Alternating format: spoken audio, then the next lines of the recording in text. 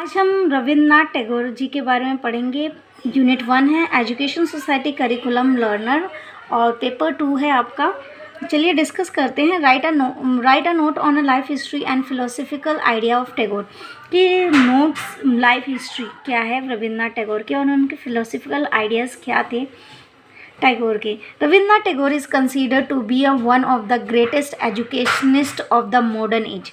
रविन्द्रनाथ टैगोर को एक कंसीडर माना जाता था कि एक महान एजुकेशनलिस्ट शिक्षक है मॉडर्न एज के। His contribution in the field of education is a great important. और इनका जो कंट्रीब्यूशन था एजुकेशन फील्ड में वो बहुत ही काफ़ी इम्पॉर्टेंट था। He has made a unique and unparalleled contribution toward the development and transformation in education in India। और इन्होंने बहुत यूनिक अनपैरेलल कंट्रीब्यूशन मतलब काफ़ी डेवलपमेंट ऑफ एजुकेशन में ट्रांसफॉर्मेशन में चेंज करने में डेवलपमेंट करने में काफ़ी योगदान दिया। He not only founded the national education system based on Indian culture. उन्होंने केवल नेशनल एजुकेशन सिस्टम की ही स्थापना नहीं किया इंडियन कल्चर में, but also gave it a wider outlook by synthesizes the eastern and western idea of education। but उन्होंने एक wider concept दिया, एक बड़े पैमाने पे आउटलुक दिया by synthesizing the eastern and western idea of education के बारे में, ईस्टर्न और वेस्टर्न आइडिया दिया एजुकेशन के बारे में। Because he is scholarly eminence और वो एक ज्ञानी थे and he has earn a epithet of गुरुदेव। और उन्हें मतलब कमाया था, गुरुदेव की उपाधि कमाई थी। Doctor H.B. Mukherjee writes. Doctor H.B. Mukherjee ने लिखते हैं कि Tagore was the greatest prophet of education renaissance in modern India. Modern India में टैगोर जो है एक ग्रेटेस्ट प्रोफेट है। He waged a ceaseless battle, uphold the highest educational ideals before the country and conducted education experiment at his own institution, which made them living symbol of what is the ideal should be. According to Srinivas Iyengar, Srinivas Iyengar के द्वारा Tagore occupy a unique place among the educationist of the world. कि जो टैगोर है वो एक unique place occupy करते हैं educationist world in the world. Mahatma Gandhi he has said, Gandhi ji ने कहा Tagore has gifted his heritage in form of Shanti Niketan not only to India but the whole world. According to Humayun Kabir, Tagore has brought about a revolution in the educational concept without breaking the tradition। Maulana Azad say this is a Gurudev achievement by which has filled up the gap with the efforts।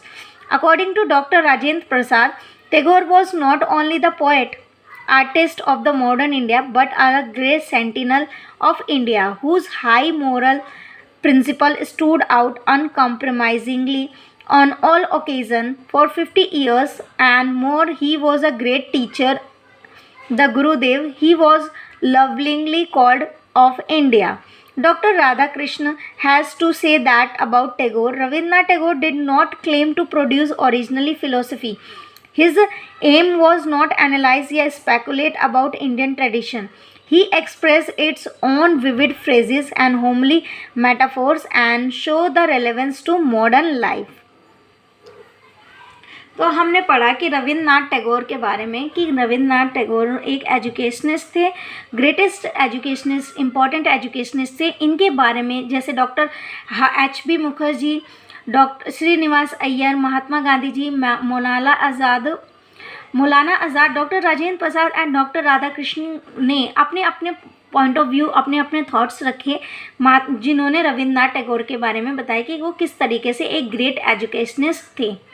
चलिए हम पढ़ते हैं brief life history of Rabindranath Tagore. Tagore was born in Calcutta में 6, 1861। टैगोर का जन्म हुआ था मई 6, 1861 को। एडी हिज फादर देवेंद्रनाथ टैगोर, उनके पिता का नाम था Devendranath Tagore. Was famous social reformer, उनके पिता जो थे his father Devendranath Tagore was a famous social reformer, scholar, मतलब उनके पिता सोशल रिफॉर्मर थे, स्कॉलर थे, कल्चरल लविंग थे, कल्चर से बहुत ही प्रेम करते थे, रिलीजियस मैन थे। Rabindranath Tagore was a greatly influenced his father. Rabindranath Tagore जो थे वो काफ़ी इन्फ्लुएंस्ड हुए थे, प्रोत्साहित हुए थे अपने फादर से। And for his primary education Tagore sent to Oriental Seminary, Normal School, Bengal Academy and St. Xavier School respectively। तो टैगोर ने पहले ओरिएंटल सेमिनार में भेजा गया, फिर normal school, Bengal academy and फिर ज़ाइवर स्कूल रिस्पेक्टिवली, इस तरीके से लगातार गए। But he did not feel at a home at these schools, लेकिन घर पर वो ऐसा फील नहीं करते थे इन स्कूल की तरह। He did not like to artificial या बाइंडिंग एनवायरनमेंट, वो उनको मतलब कि एक आर्टिफिशियल या बाइंडिंग एनवायरनमेंट पसंद नहीं था। Not did he like the passive teaching of these institutions as the Bengal Academy Tagore has written। Bengal academy में टैगोर ने लिखा there was nothing like a house in it, इसमें मतलब स्कूल घर के जैसा कुछ भी नहीं है। It was a like a big box, ये एक बॉक्स की तरह है बड़ा। एंड मैनी कंपार्टमेंट, जिसमें बहुत सारे कंपार्टमेंट है।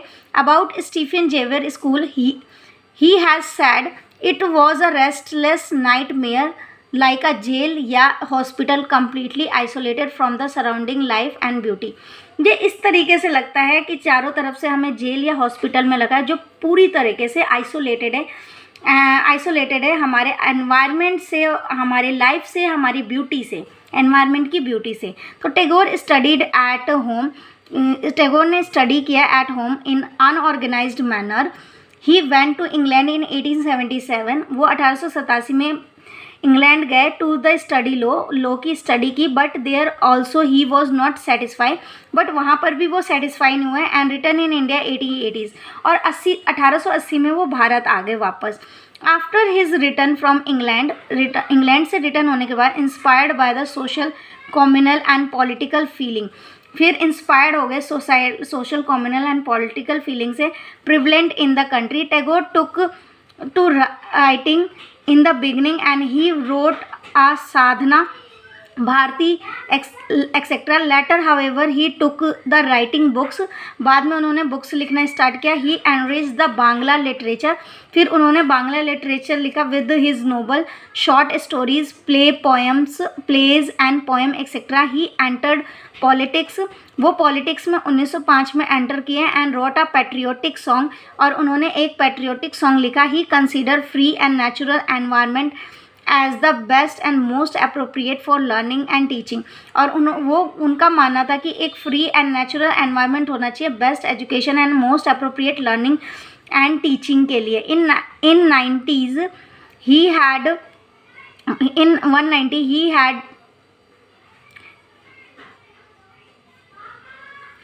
he had established Shanti Niketan at Bolepur, and which is now famous for Vishwa Bharati University। He composed Gitanjali इन्होंने कंपोज किया। His most famous epic poem है। And the won him the most coveted Nobel prize in 1912, और इनको Nobel prize से सम्मानित किया गया 1912 में। He was the first Indian one who awarded was the conferred, और ये फर्स्ट इंडियन थे जिन्हें नोबल से अवार्ड से नवाजा गया। And he argument his fame by writing books, और उन्होंने मतलब कि फेम आर्ग्यूमेंट किया by writing a books, by travelling to different country of the world, by delivering this courses in various university of the world. And British government honoured him, और British government ने उन्हें honoured किया by conferring him the title of knighthood, और British India ने इन्हें सम्मानित किया, knighthood की उपाधि दी।